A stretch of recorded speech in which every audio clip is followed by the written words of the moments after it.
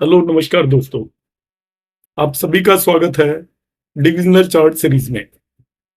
तो previous 7 videos में already इसके अपलोड कर चुका हूं और उसके अंदर आपको काफी कुछ सीखने के लिए मिला होगा।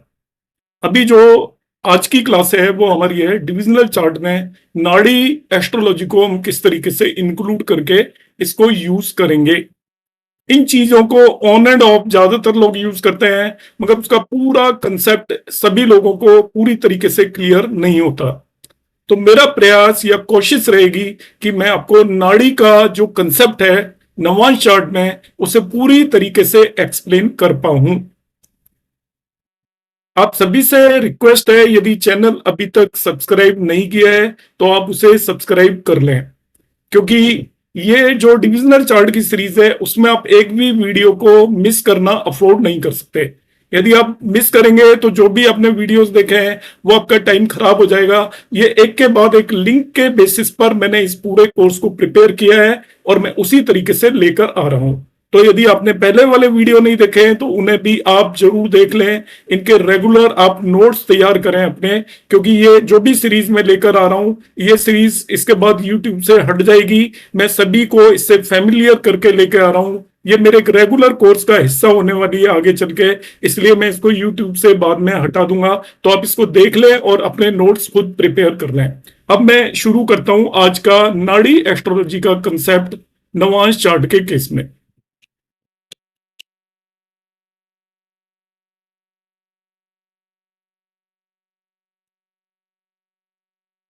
नवांशा इन नाड़ी एस्ट्रोलॉजी फर्स्ट वन मेथड की बात कर रहा हूं। इसमें हम मल्टीपल मेथड समझेंगे। It gives some methods for analysing placement of a planet in नवांशा।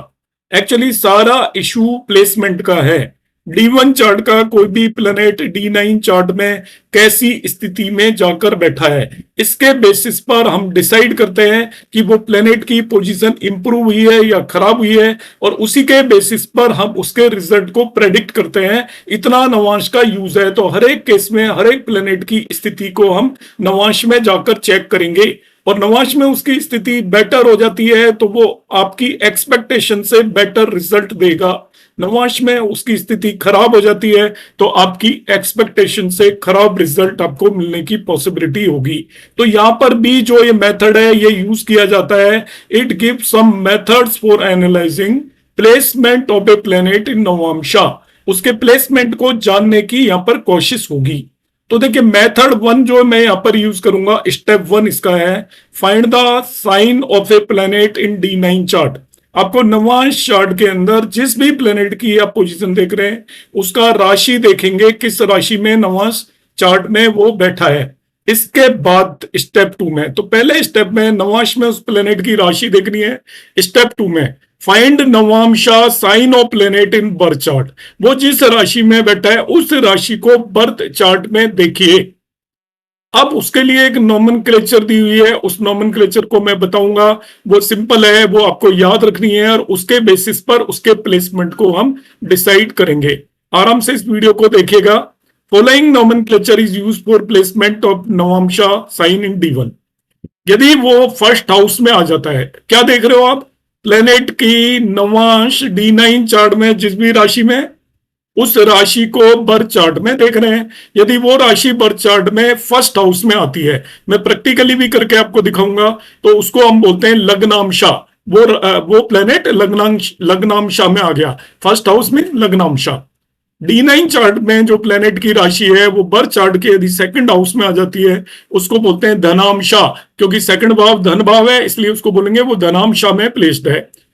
D9 chart में किसी भी प्लेनेट की राशि यदि बर्थ चार्ट के थर्ड भाव में आती है तो उसको विक्रमांशा बोलते हैं। थर्ड भाव विक्रम आपका एफर्ट का होता है, सहज भाव भी बोलते हैं, ये आपकी ताकत को भी बताता है, इसलिए विक्रमांशा बोलेंगे। प्लेनेट की नवांशा की राशि यदि बर्थ चार्ट के चौथे भाव में आएगी तो हम कहेंगे वो सुखांशा में आ गया, क्योंकि चौथा भाव सुख भाव है इसलिए वहां पर आएगा तो हम कहेंगे सुखांशा में प्लेस्ड है। यदि D9 चार्ट के अंदर प्लेनेट की नवांशा की राशि बर्थ चार्ट के पांचवें भाव में आएगी तो फिफ्थ हाउस पुत्र भाव होता है, तो उसको हम पुत्रांशा भी बोलते हैं। सुत भाव होता है पांचवा भाव। यदि वो D9 चार्ट में प्लेनेट की जो राशि है वो बर्थ चार्ट के छठे भाव में आएगी तो उसको षष्ठांशा बोलते हैं। छठे भाव को यहाँ बोलेंगे षष्ठांशा। यदि वो सातवें भाव में आ जाती है तो उसको भार्यांशा बोलते हैं। भार्या भाव होता है सातवां भाव। आठवें भाव में आती है तो उसको निधनांशा बोलते हैं। निधन आयु का भाव होता है, मृत्यु का भाव होता है आठवां, तो आठवें में आई तो निधनांशा होगा। नवे में आ जाती है तो उसको भाग्यांशा बोलेंगे। इसी तरीके से 10वें में आ जाती है तो कर्मांशा बोलेंगे। आपको पता है कि 10th हाउस कर्म का हाउस होता है, नवा भाव का भाग क्या होता है, इसलिए वो भाग्यांशा बोला है। 10वें में आ रही है तो उसको कर्मांशा बोलेंगे। 11वें भाव में आ जाती है वो राशि तो वो लाभांशा में आ गया प्लेनेट। और 12वें भाव में आती है तो व्यायामसा में आ गया। तो इन नामों को याद रखना बड़ा आसान है। लग्न में तो हम लग्नांशा बोल रहे हैं, दूसरे भाव में तो उसको धनांशा बोल रहे हैं, तीसरे भाव में तो उसको विक्रांशा बोल रहे हैं, चौथे में तो सुखांशा बोल रहे हैं, पांचवें में तो पुत्रांशा बोल रहे हैं, 11वें में तो लाभांशा बोल रहे हैं, 9वें में तो भाग्यांशा बोल रहे हैं, 12वें में तो व्यायामसा बोल रहे हैं। तो जो भाव जिस चीज को रिप्रेजेंट करता है उसके आगे हमने आंशा लगा दिया है। लग्न में लग्नांशा, सेकंड भाव धनांशा, इस तरीके से हम इसको याद रख सकते हैं। अब इसका यूज क्या है और इसे देखना किस तरीके से। ये एक मैंने कोई कुंडली ली हुई है, उसका ये नवांश कुंडली है और ये उसकी बर्च कुंडली है। अब हम देखते हैं कि इसकी लग्न कहाँ गई, कौन सा प्लेनेट किस आंशा में गया है, वो देखना है।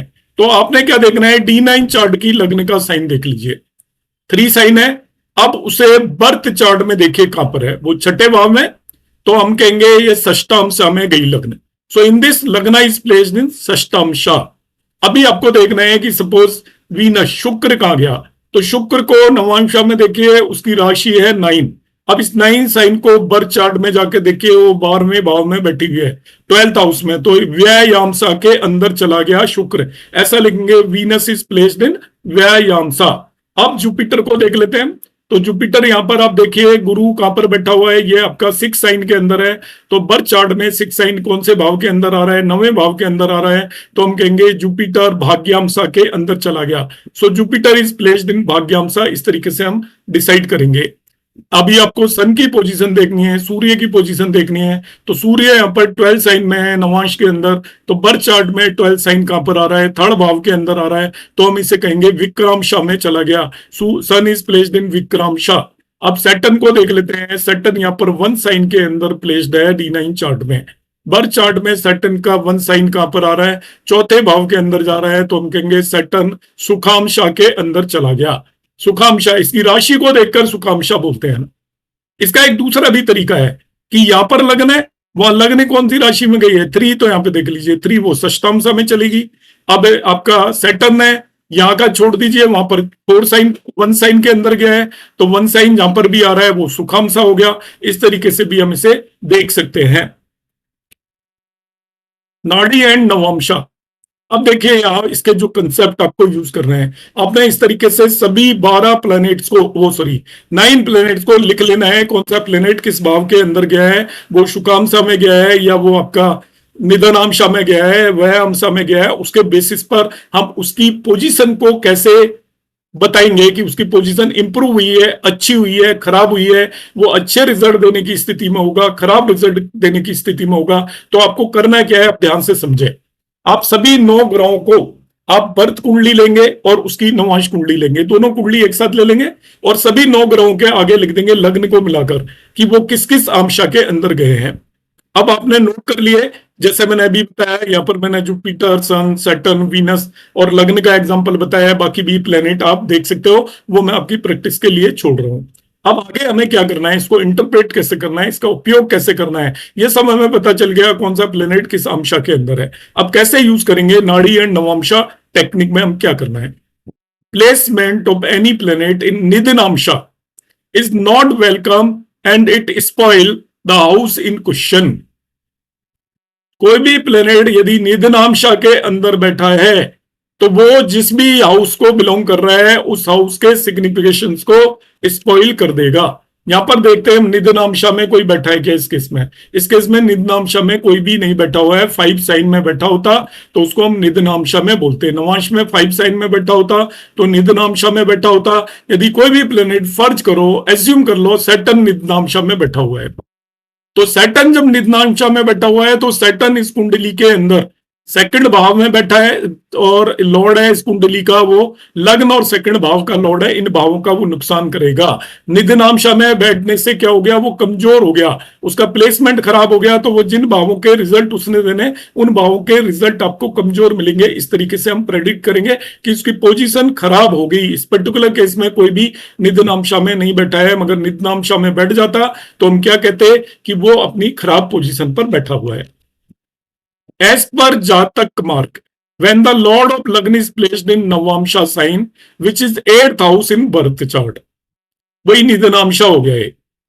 यदि आपका लग्न लॉर्ड निधनांशा में बैठ गया है, 8 sign which is 8th house in birth chart, तो 8th हाउस वाले साइन में जाकर बैठेगा, उसको निधनांशा बोलेंगे। The person dies of starvation और on the bare ground with no blood relative by his side. This apply fully on chart of Indira and Mahatma Gandhi. Concept को समझ लें पहले, फिर मैं इंदिरा या महात्मा गांधी किसी न किसी की कुंडली पर आपको इसको लगाकर बताऊंगा। क्या कह रहा है कंसेप्ट देखिए। When the lord of lagna, lagna lord is placed in navamsa sign which is 8th house in birth chart, एक तरीके से वो निधनांशा में जाकर बैठ गया। 8th sign of birth chart में जो बैठता है उसको हम निधनांशा बोलते हैं। 5 साइन में यहां पे कोई भी बैठा होता तो उसको हम कहते हैं निधनांशा में है। तो 8th sign of birth chart में नवांशा में यदि कोई भी प्लेनेट लग्न लॉर्ड जाकर बैठ गया तो ऐसे पर्सन की जो डेथ होगी वो ऐसी जगह पर होगी जहां पर उसके क्लोज रिलेटिव्स वगैरह नहीं होंगे, वो अकेला होगा, परिवार के साथ नहीं होगा। तो देखते हैं जरा, इसको थोड़ा हम समझने की कोशिश करते हैं। मैं एक लाइव कुंडली खोलता हूं, मिसेस गांधी की कुंडली शायद मेरे पास होगी, तो वो मैं आपके क्लास के बीच में ही खोलता हूं। होगी तो मैं इसको वेरीफाई करके बताऊंगा कि हमें इन कॉन्सेप्ट को किस तरीके से लगाना है। आप अपनी कुंडलियों पर भी किस तरीके से लगा सकते हो। मैंने पहले से ही प्रिपेयर करके इसलिए नहीं रखा हुआ है, आप सोचोगे तो रेडीमेड मैंने चीजें बना रखी हैं। अभी मैंने कंसेप्ट देखा है, तो मिसेस गांधी की कुंडली में मैं इसको लगाकर देखूंगा, यदि मेरे पास अवेलेबल होगी तो। देखते हैं,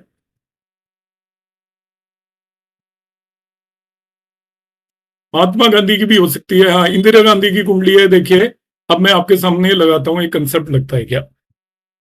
इनका आप देखिए लग्न लॉर्ड, लग्न लॉर्ड है चंद्रमा।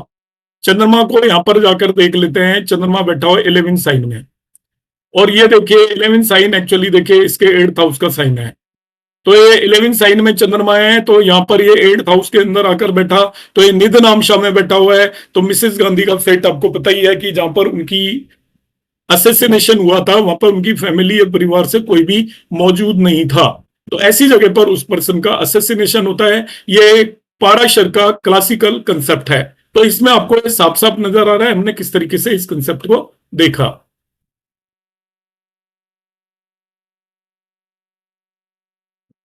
नेक्स्ट कंसेप्ट है as per another was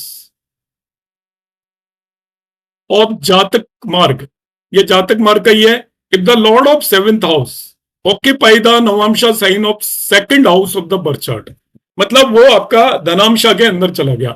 7th Lord यदि धनांशा के अंदर चला गया, इसको हम साइन के बेस पर बता रहे हैं। 2nd लॉर्ड धनांशा में यदि चला गया chart, the spouse will be loose character. 2nd house is 8th from 7th, spouse will be loose character. ये कंसेप्ट है, ये क्लासिकल कॉम्बिनेशन बता रहा हूं मैं आपको कि आपका 7th हाउस जो है उसका लॉर्ड है वो नवांशा में 2nd हाउस के साइन में चला गया, जिसको हम एक्चुअली बोलते हैं धनांशा।